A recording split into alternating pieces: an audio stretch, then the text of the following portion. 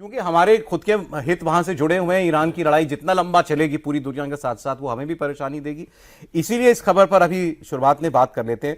Sir, बहुत सारे media reports ये कह रही हैं कि अली लारीजानी का मारा जाना, स्टेचर वो आयतुल्ला से आप कंपेयर नहीं कर सकते, लेकिन युद्ध शुरू होने के बाद उतनी ही बड़ी घटना है। आयतुल्ला के जाने के बाद यही इस वक्त सबसे पावरफुल व्यक्ति थे वहां पर।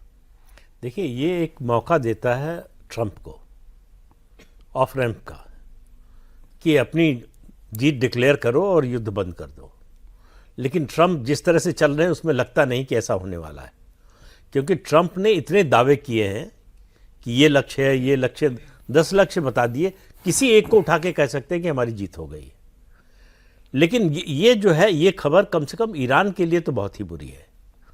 ईरान का जो जिस तरह से पहले हमले में उनका पूरा जो पॉलिटिकल और मिलिट्री स्ट्रक्चर ख़त्म हुआ लीडरशिप का, उसके बाद अली लारीजानी का मारा जाना, ये ईरान के लिए कोई अच्छी खबर नहीं है। दूसरी बात यह है कि जैसे जैसे युद्ध बढ़ रहा है, ईरान की थकावट भी बढ़ रही है। भले ही हम ये कहें कि ईरान हार नहीं मान रहा है, अब भी मिसाइल दाग रहा है, ड्रोन दाग रहा है, उसके अलावा गुरिल्ला युद्ध पर उतर आया है। ईरान ने क्या किया है कि इस युद्ध को वर्टिकल से हॉरिजॉन्टल बना दिया है, फैला दिया है। तो अमेरिका के जितने एलाइज हैं सब पर हमला कर रहा है और सबको परेशान कर रहा है, और उनके जो क्रिटिकल एसेट हैं, इंफ्रास्ट्रक्चर के एसेट हैं, उन पर हमला कर रहा है। तो उनकी जो इकॉनमी है उसको नुकसान पहुंचा रहा है। और ये उम्मीद शायद होगी ईरान को, ये सब मिलकर दबाव डालेंगे अमेरिका पर कि युद्ध बंद करो। खबरें तो उल्टी आ रही हैं सर। खबरें तो ये हैं कि ये लोग अब चाहते हैं कि अब युद्ध शुरू किया है तो खत्म करो इसको। हाँ, हमेशा के लिए खत्म करो कि ईरान कभी थ्रेट ना बने। क्योंकि ईरान, अमेरिका, यही तो ट्रंप तो यही तो चला रहे हैं कि दरअसल तुम्हारे लिए थ्रेट था ईरान, तुम्हें खत्म करना चाहता था, पूरे गल्फ पर जो है कब्जा करना चाहता था, तो हम परोपकार ही करने आए हैं। क्योंकि इसमें अमेरिका का कोई ऐसा बड़ा स्टेक नहीं है। इजराइल क्यों लड़ रहा है ये सबको मालूम है, ईरान क्यों लड़ रहा है सबको मालूम है, अमेरिका क्यों लड़ रहा है केवल इसके अलावा कि दादागिरी है, हम दुनिया को चलाते हैं, हम जिस तरह से चाहेंगे, जैसे उन्होंने वेनेजुएला में जो किया, उसके बाद हमें लगता है कि उनकी एरोगेंस और ज़्यादा बढ़ गई जी, कि हम किसी देश में कुछ भी कर सकते हैं। लेकिन एक बड़ी इंटरेस्टिंग चीज़ है इसमें कि आप देखिए, ईरान ने एक भी हमला पाकिस्तान पर नहीं किया।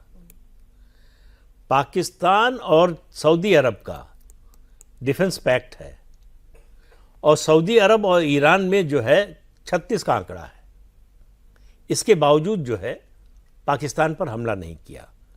तो कई एक्सपर्ट्स का ये कहना है कि एक तो पाकिस्तान की 900 किलोमीटर की सीमा लगती है ईरान से, और 80% ईरान का तेल चीन खरीदता है। तो पाकिस्तान के रास्ते चीन को तेल जा रहा है, और चीन से जो है हथियार आ रहे हैं। ये मिसाइल और ड्रोन जो ख़त्म नहीं हो रहे हैं, कहना है कि सप्लाई उधर से बनी हुई है, इसलिए नहीं हो रहा है। इसलिए पाकिस्तान पर एक बार भी जो है हमला नहीं किया है ईरान ने, जबकि साइप्रस जैसे देश कोई मतलब नहीं, ऐसे देश जो ईरान के लिए किसी तरह से खतरा नहीं थे, उन पर भी हमला किया, पाकिस्तान पर नहीं किया। ये तो क्या वो मेजर नॉन नेटो एलाय शायद कहलाता है, हाँ, अमेरिका का। बेस भी है। और जो है लंबे समय से जो है अमेरिका इस्तेमाल करता ही रहा है। सर, पाकिस्तान की बात थोड़ी देर में, अभी आपको लग रहा है लेकिन कि ये भी एक मौका हो सकता है कि ट्रंप विक्ट्री डिक्लेयर करे? बहुत बड़ा मौका है अगर सचमुच बंद करना चाहते हैं युद्ध तो। अली लारीजानी मारे गए, इनके साथ एक और व्यक्ति मारा गया है। वो व्यक्ति है जो इनकी बसीज मिलिशिया थी, उसका कमांडर, उसका प्रमुख मारा गया है। और अभी दिसंबर और जनवरी के अंदर जो वहां पर प्रोटेस्ट हुए थे, जिसमें कहा किसी ने 12,000, किसी ने 32,000 लोग मारे गए, आम प्रदर्शनकारी, उनके ऊपर गोलियां चलाने वाली ये बसीज मिलिशिया ही थी। और ये वो व्यक्ति जो उसने आयतुल्लाह के कहने पर कहा जाता है कि सीधे सीधे इतना दमन किया, वो व्यक्ति भी मारा गया है। और अब इजराइल की तरफ से यह भी स्टेटमेंट दिया गया है कि अगर तख्ता पलट होगा, सत्ता परिवर्तन होना है ईरान के अंदर, तो वो ईरान की जनता की सहमति के बिना नहीं हो सकता, लेकिन हम उसके लिए हालात पैदा जरूर कर सकते हैं। तो हम अपनी तरफ से वो काम कर रहे हैं। अब वो ये कहना चाहते हैं कि इससे बेहतर हालात नहीं मिलेंगे ईरान के लोगों को अगर वो इस दमनकारी सत्ता से हमेशा के लिए मुक्ति चाहते हैं तो। बिल्कुल सौरभ जी, हम समझें कि अमेरिका जो टारगेट कर रहा है ना, वो ईरान के हार्ड लाइनर्स पे कर रहा है। और ईरान के जब हम पूरे सिस्टम को देखते हैं तो बहुत जटिल है। दो पैरेलल लाइंस हैं। एक पैरेलल लाइन वो जो इस्लामिक क्रांति के बाद थियोक्रेटिक इस्लामिक शरिया लॉ को एस्टेब्लिश करते हुए पहले खोमेनी और फिर खामेनेई के नेतृत्व में हम देख सकते हैं, जिसके ये दो अलग अलग लीडर्स हैं। एक जो नेशनल सिक्योरिटी काउंसिल के हेड थे लारिजानी, जिनके मारने की अब खबर आ रही है अमेरिका की तरफ से, इजराइल की तरफ से बार बार कहा जा रहा है कि उन्हें मार दिया गया है। और दूसरे जो ये अर्धसैनिक बल है ईरान का बसीज, इसके जो हेड रहे हैं सुलेमानी। और जब हम लारिजानी को देखते हैं तो पीछे जितने भी नेगोशिएशंस भी हुए अमेरिका के साथ, वहां पर इनकी बड़ी मुख्य भूमिका रही। तो रणनीतिक और सामरिक दृष्टि से जो हार्डलाइनर्स हैं, जो IRGC वाले रॉयल गार्ड से जो अलाइंड ये सारे हार्डलाइनर्स रहे हैं, ये जो दूसरा पैरेलल है ईरान का, वो क्या है सत्ता में? वो हमारी तरह एग्जीक्यूटिव है, हमारी तरह वहां पर जुडिशरी है, हमारी ही तरह जिस तरह से हमारा एक पार्लियामेंट्री सिस्टम है, वो एक पैरेलल चलता है। तो पेजेश्कियान पर अटैक नहीं कर रहा है अमेरिका।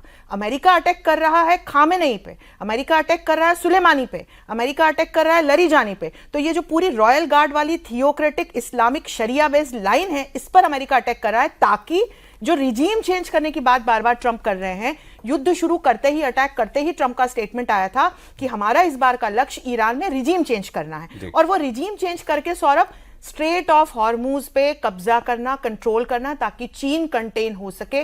ये फिर उसके आगे का जुड़ा हुआ अलाइंड मकसद है।